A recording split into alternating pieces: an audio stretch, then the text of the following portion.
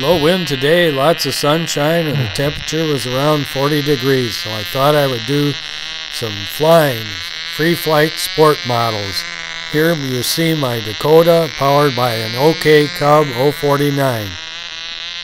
The Cub engine seemed to start pretty well, hand flipping, but then seems like you need to have it a little bit richer at the start and then lean it out, but I didn't really seem to get it leaned out enough, but I still had plenty of power. I think on this flight I hit the irrigation system, didn't do any damage, and then I made another flight and it landed like really close, just barely missed it, so then I decided to move and see if I could avoid it in future flights. It seemed like on some of the flights there was a hint of a stall. I had made a rudder tab that was adjustable and I tweaked on that, and then I had it flying pretty good. Covered this Dakota with tissue, and I think maybe, it could be taking on some moisture and changing the trim somewhat too.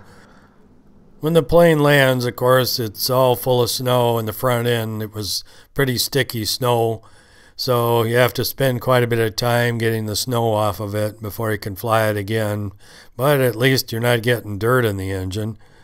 Walking in this field was really tough too, because we had like 10 inches of snow, although quite a bit of it's melted, and then there's corn stalks in there and rows of dirt that's been plowed. But after every flight I cleaned off the snow and filled up the tank again, and it started up. So I put in, I don't know, at least a half a dozen flights on the Dakota. This was a really nice flight. It got up to a good altitude and circled pretty close just overhead, and then at the end of the flight you're going to see it. It comes circling right by where I was standing. It was just really something to see. Since the last time out flying, I was noticing the landing gear was starting to bend back into the balsa on the fuselage, so I put fuel tubing right at the edge of the fuselage behind the landing gear to act kind of like a shock absorber, and I hope that's going to help some. Usually tips over when it lands anyhow, but if it's really rough, it's going to tip over for sure.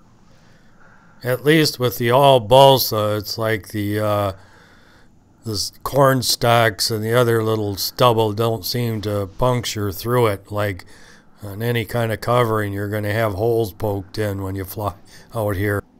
So next I flew my Starduster, which is powered by OK Cub 049Z, and I didn't really seem to get this leaned out very good either, but it just slowly goes up.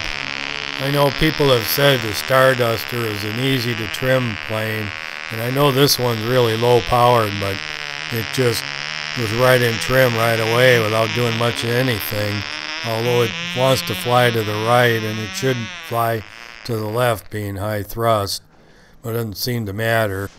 And I also flew one of my Pee-wee 020 powered Sniffers today.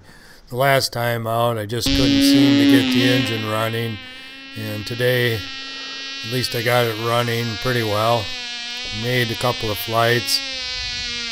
The last time I was flying this model, it would go left and right sometimes, and then it crashed to the right, and I repaired the wing, and today it seemed to be circling to the left each time.